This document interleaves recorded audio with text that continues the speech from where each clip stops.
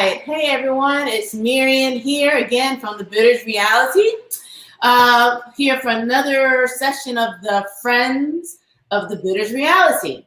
For those who don't know, I started this mini series to really kind of shine a light on all the people in my life who have pretty much brought me here to where I am today, whether through associations with the business, friends from yonder, people who have just simply supported me in several different ways, which really brought me to where I am today, which is your Bitters Reality curator and founder.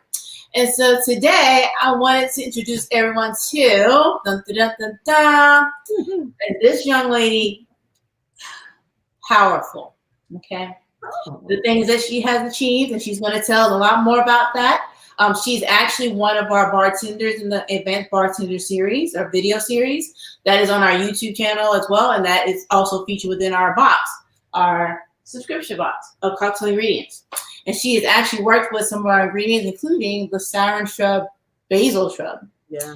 And so, without further ado, Miss Denaya, Distilled, welcome to the Friends of the Bitters Reality. Thank you for having me. And Happy New Year, almost. Yes, almost. So tell us a bit about Distilled. Well, first, actually, tell us a bit more about you before we even get into your businesses and your, accolades and awards. Tell us a little bit about you personally in terms of your desire, what it is that brings you to the bar and to the cocktail realm every day, your passion about that. Yeah. So I'm Denaya Jones, everybody. Hello. Owner of Distilled, which is a cocktail catering company based here in the DC metro area. And we specialize on bringing the premium craft cocktail experience essentially to your homes, private locations, private parties, so on and so forth, as well as spirits education through tastings, talking about spirit, talking about distillation process, tasting through different expressions, that type of thing. So that's what we're doing there. I'm also content curator for Chocolate City's Best, which is an organization based in DC that focuses on empowerment, education, uplifting, pretty much just geared towards, well, all of the above when it comes to people of color in the hospitality industry. Yeah. And we've been doing that for, my involvement is going on 2 years. But Capri has been doing that for, I think, about 3 or so, about a year before I joined on. Okay. So we're doing that. Capri's your partner in the business in Distilled? Huh? You said Capri? You're mentioning Capri? No, Chocolate City's Best, not Distilled. I'm sole owner of Distilled. Okay. But Capri is the founder and president of Chocolate City's Best. Yeah, that's right. Which I'm content curator for. So there's that. And then I'm also operations director for Seelbach, which is a craft spirit retailer also based here in DC. And we focus on craft small batch distilleries that you typically wouldn't have access to in your local market. And we actually are able to ship things within a certain amount of states straight to your home. Nice. Awesome. Yeah. So tell us at least an experience or something that's happened to your one of your most prominent experiences during COVID, where you attempted to provide an experience for customers, but having to deal with all the different challenges around, PPE, staying away, or have you moved more into the virtual realm, or how are you working through that? How are you into that? Yeah, I've done both with its challenges. In terms of like in person, I've only done one during COVID, like since all the phases and all the stuff that we've had to go through, just one. And I mean, it was small in terms of the amount of people, which I wasn't going to do anything that was more than like 25 people anyway. So it was a small group of people. And of course we did masks, we had gloves, we did the whole zhuzh with that. And we did like disposable glassware and stuff like that.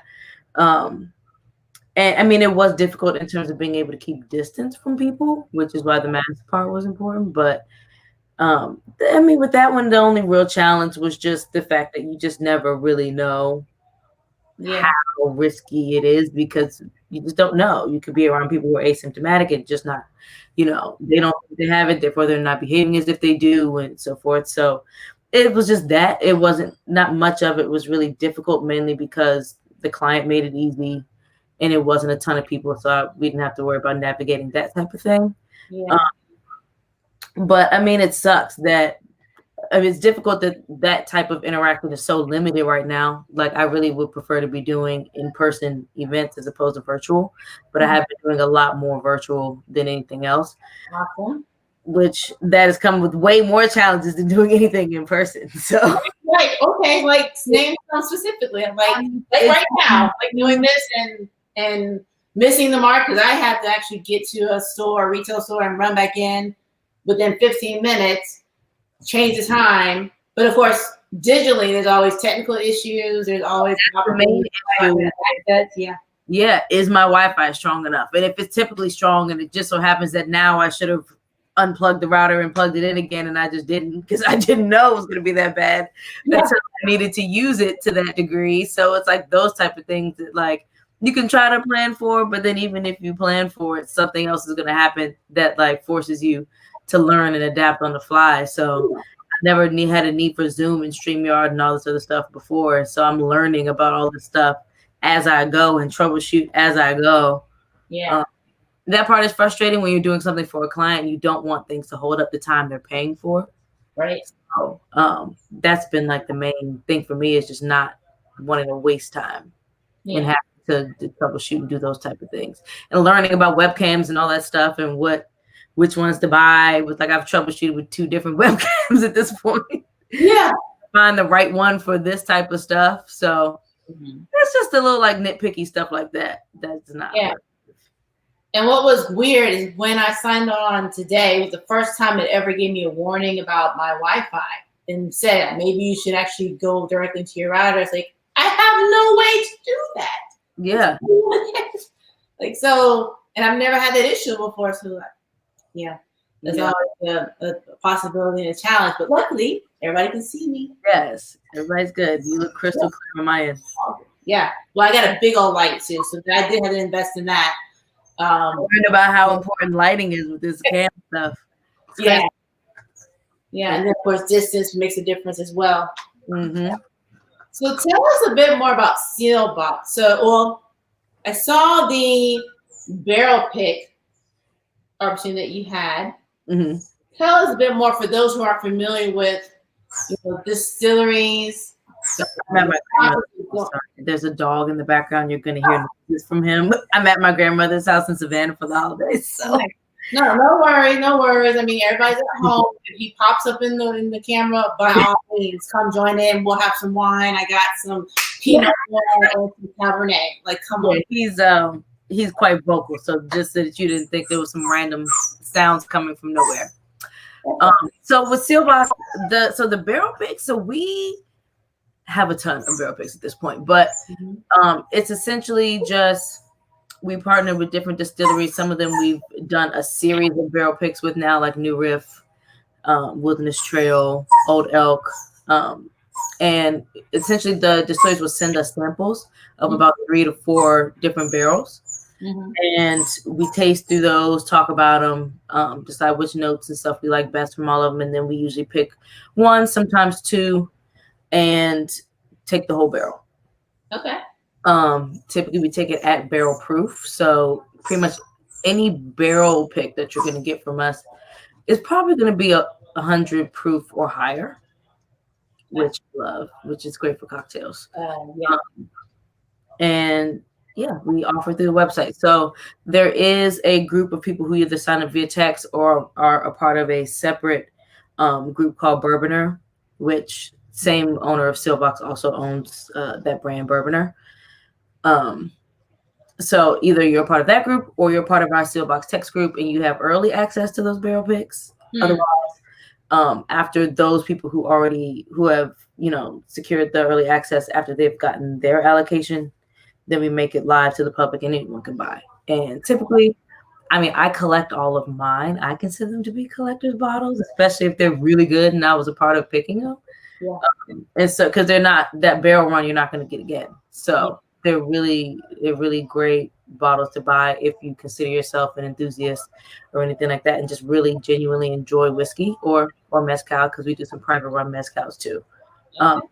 so if you enjoy stuff in that vein, it's a really you can kind of go down a rabbit hole in our site in terms of Yeah. access to those type of picks. We provide access to some other popular like Bourbon Club picks like Bourbon Pursuit, Bourbon Enthusiast. Uh, what is his name? Take Review. I've come to learn that he's actually really popular. So yeah, it's a lot of fun. I've You definitely learned a lot about whiskey. Right. So I'm a part of the Black Bourbon Society. Oh, The Black Bourbon Society. Yeah. You may have heard that. Yeah. Mhm. And so hearing about Bourboner, like there was some other opportunities to be around other like-minded individuals, Yeah. new bottles and brands. I have yet to actually visit a distillery in person, but I looked at the map here in Georgia, and I did not realize how many distilleries are actually in the state of Georgia. So I'm actually considering, in the midst of COVID, at least doing some road trips. At least give me a reason to go out and travel without having to be around people, but at least like Yeah. the road trip out to see like, oh, that's nice. There's like a rum distillery southwest of here, actually. I know of two for sure that if you're gonna go to any distilleries and you can go to these two, definitely go. And that's Richland's Estate. Mm-hmm. Make really good rum. Yeah. And ASW is like right in down. Yeah, they make really good stuff. We sell their stuff too. And then ASW, which is in Atlanta. Yeah, right here in Roswell. That's ASW right over here. Yeah. Yeah. Their whiskey, their double malt is one of my favorite American malts, like just in general. So those are two that I would definitely recommend going to. Awesome. Yeah. Now, I did see as well a recent accolade or an award. The Ascot. So Yes. I didn't actually win an award. I've actually been brought on to the Council of Tasters. So I'll be a part of the council that is actually giving the awards to different spirits, which is going to be really cool. So I'm going to be a part of a council, just judging different spirits, tasting through, kind of like the San Francisco. We give out the double golds and so forth. Similar thing, just a different panel of tasters. So I'm really excited about that. Fred Minnick brought me on for that, which was like I buy his books and stuff. So yeah, and he has his lives on Facebook. I've seen those. Yeah. Occasion, yeah. His Facebook lives are really popular. His YouTube channel, I think, it gets a lot of traction. If he declares something a whiskey of the year and we sell it, that typically will sell us out of everything that we have in stock. So, cheers to him for sure, because people take his word as bond. Yeah, for sure. They will trust the whiskey that he says is good for sure. Awesome. Yeah. So any is cool. Any projects that you're working on right now that you want people to know of or be aware of in the next year? Projects, not really right now. I mean, we're cooking up some things with Chocolate City's Best, but nothing that I'm ready to announce just yet. Of course, we're always working on some new stuff at Sealbox. We're going to start offering, in 2021, we're going to start offering some actual tastings with stuff that we sell. So that'll be cool. We're going to be doing some different cocktail classes through Sealbox as well, specifically with things that we sell in-house. So that'll be cool too. And then, of course, when it comes to Distilled, I mean, I'm just waiting till we are allowed to really interact with humans again. But in the meantime, I'm still going to be doing virtual classes now that I've kind of gotten a formula with this virtual thing and figured that part out. That's turning out to be a lot of fun. So I've only really been doing it right now, like on a personal level. People have like booked me for it and already had their group of people they wanted it for. But I'm going to start putting together some distilled kind of virtual either tastings or classes where people can just sign up for them, and it doesn't Yeah. where you gather your group of people. It could just be you and a friend, or just you yourself, and you just want to, show up and taste through some things and shake up some things and do that. So I am working on that for 2021. So like ticketed events, kind of. Yeah, exactly. Yeah. Exactly. Yeah, I think that's the way to go, actually. Yeah, for sure. And I want to be able to offer something especially local where people can, pick up just the full kit, and we're just all going through the same exact things together. So I'm working on that too. Awesome. Yeah. So, speed round. Are you ready? Okay. Yes. Okay. Quote that you live by. Ooh, God, a quote that I live by. It's better to ask for forgiveness than permission. That's right. Right. I live by them. Favorite spirit outside of bourbon. Outside of bourbon, American single malt and mezcal. American single malt? Oh yes, absolutely. Not? It is no. This is like a whole nother experience.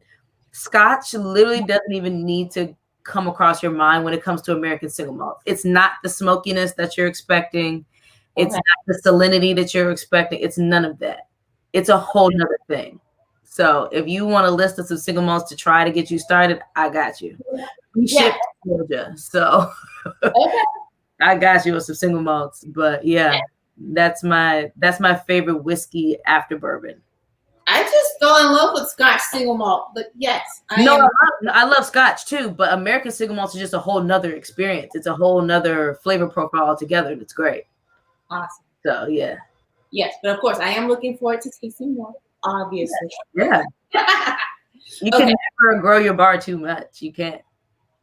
That's true, because you got to be able to taste and determine and be able to say if I want to make this type of cocktail. Like, I'm sorry, I worked on this cocktail for tequila the past several days.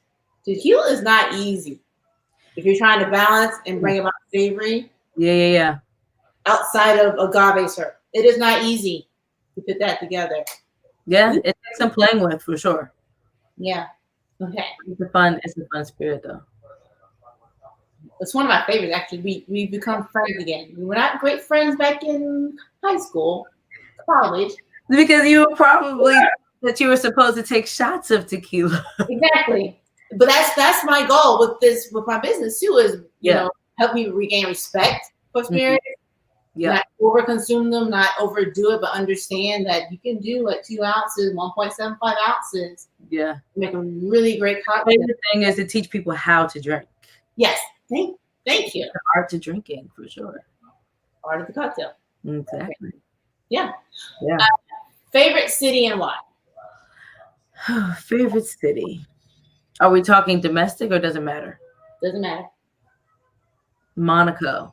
And because it is one, it's just this pretty cascade of like all these great homes and cafes and stuff just on the edge of this mountain, which I'm personally not going to live on the edge of a mountain, but I will go visit something on the edge of a mountain for sure. And it's so beautiful to me. And the fact that it's right on the water is so beautiful to me.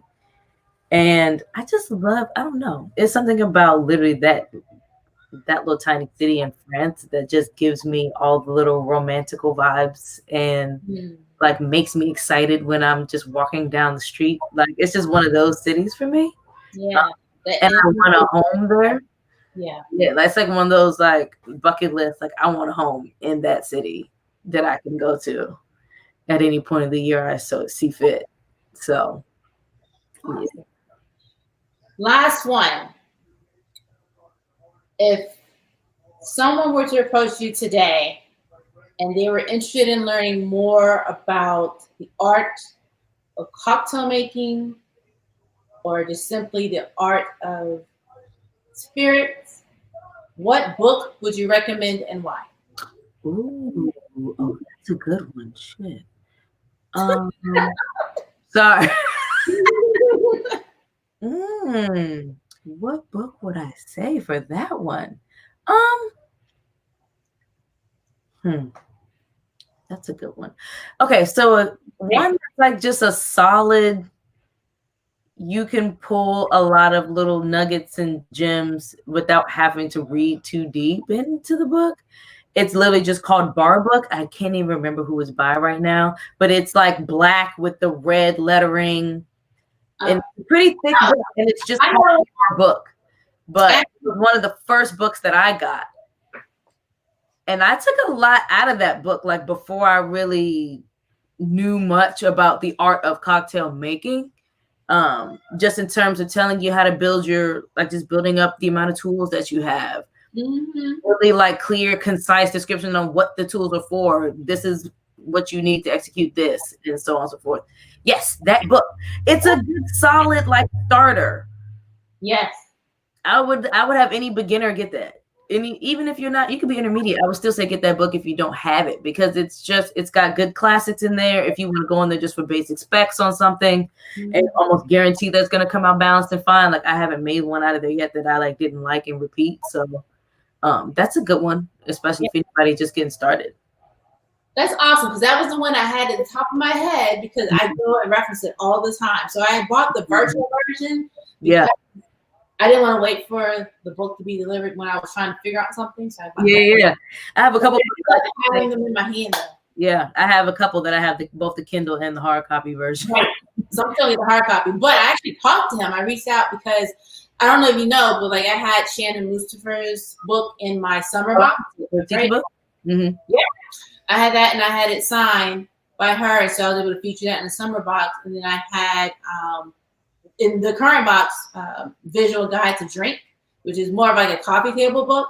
But with my store, like not only am I offering ways to taste, different ingredients to play with, build on your creativity, but also other gifts and tools. Yeah. So of course, the library has got to be, at least for me, I love books. I love looking at them. I mean, I finished them all. I have an insane amount of cocktail books and just books in general. My favorite reference, anytime I want to get creative with a cocktail, is the Flavor Bible. The regular Flavor Bible and the vegetarian Flavor Bible. Oh my God. That is the first place that I start before I make anything new. I'm about to cry. Only because that's the other virtual book I had to get. Yeah. Because I was like, I got it every time. If I'm looking at ginger, but I want to go beyond what's typical. What you typically would go to. Yeah. It takes your mind to a different place when it comes to pairing flavors together, which is how I came up with the basil shrub drink. Ooh. Give people some love because originally I would not have thought to put coconut, basil, and cranberry together. Like that was not exactly a thought in my mind at all. But it tastes so good together with rum. Like the Flavor Bible is like that for sure. For getting creative and stuff. Like if you need so like how she was saying for everyone who's not familiar with the book, the way that it's built, or at least it kind of gives you kind of information and definitions about the differences of like how we taste things and why. And then it takes you to a library, basically, where if you were to search for pear or for bacon or even bourbon, I've searched for bourbon, I've searched for Pinot Noir, I've searched for basil, pomegranate, and it will tell you based off their research with other chefs and makers, you know, what has been the typical affinity or that which is most likely to pair well with the other flavor and how often. And so it'll give you a list, and then depending on how bold it is or if it's all capital, this is the best. If it's more if it's capital versus like, well, here's something that can work, but you may want to kind of taste and play with a bit more, but not like make it shine, I guess, is how I take it. So I love it. So you just pick my two favorite books to look at every day. Yeah, those are the books I go to.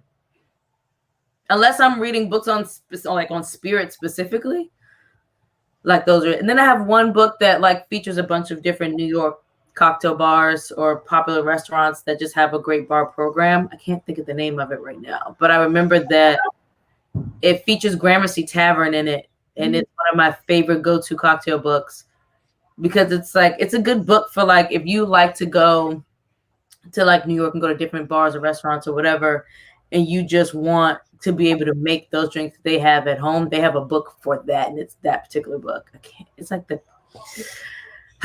I'm gonna have to post about it because I can't think of it. You will, and I'm gonna need to know if I don't already know the name because I can't. Gramercy Tavern's Pomegranate Gimlet and their Gin Mule from that book are like two of my favorite gin cocktails. Amazing. So good. And it's my favorite during Christmas time, which is why I can't believe I don't remember it right now. But yeah. You'll find it. I'll send you that one. Awesome. I have to send you a picture of it when I get back home. Yeah. All right. So with that, we are already past my 15-minute mark. I don't even know why I kept myself at that. I guess I just really wanted to try and set some boundaries for myself. Okay. Boundaries is one of my favorite words. Truth. I love the boundary. Yeah. Boundaries are important. Boundaries are so important. The second you learn how to set them, you don't go back. Yeah. That's true. Like, no. Like, learning how to say no. Yeah. Being okay with saying no. Being okay with it is the key. Exactly. Mm-hmm. I feel great. I'm all right. Not beating yourself up about it. Exactly. Mm-hmm.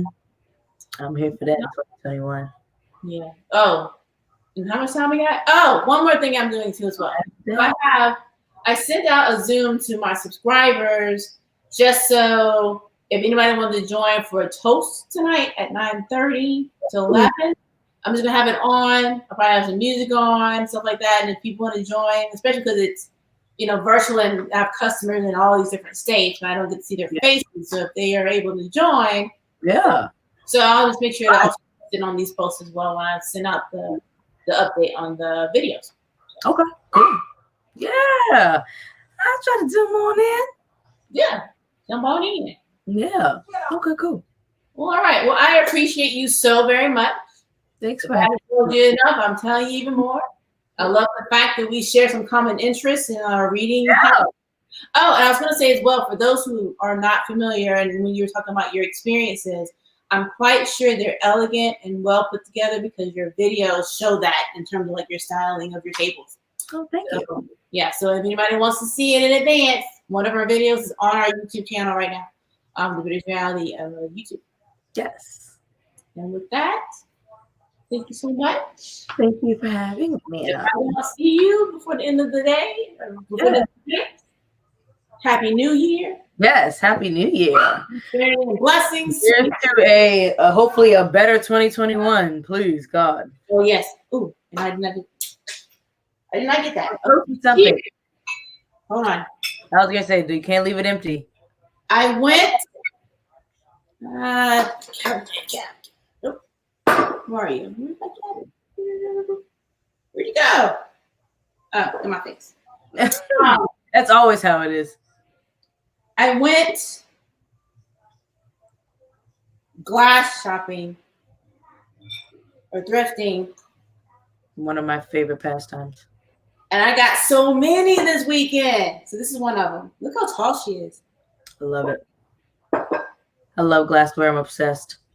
Oh. My fiance wants me to sell them. No. Can't do it yet. I will at some point. I'm not doing it yet. Okay. Cheers. Cheers. All right. Happy New Year, everyone. Happy New Year. All right, later. Bye. Bye.